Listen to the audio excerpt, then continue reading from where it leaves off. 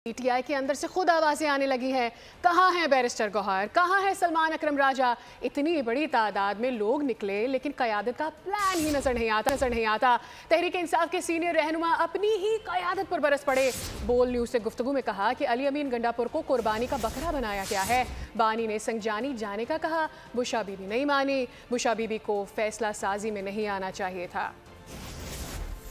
Leadership पे मुझे बड़ा अफसोस है कि वही लीडर सिवाय अली अमीन गंडापुर, उमर अयूब और एक दो और अली असगर और असद कैसर के अलावा मुझे कोई नज़र नहीं आया। ये बड़े बड़े ओहदे वाले लोग कहाँ थे? बैरिस्टर गौहर कहाँ था? सलमान अकरम राजा कहाँ था? एक तरफ इतना बड़ा काफिला हम लेकर आए लेकिन कोई प्लान नज़र नहीं आया। अली अमीन गंडापुर को उसको भी कुर्बानी का बकरा बनाया गया। संजानी के ऊपर राज़ी हो गए थे और हुकूमत भी राज़ी थी कि संजानी पे हमें जगह मिल सकती है, हम वहाँ धरना दे सकते हैं।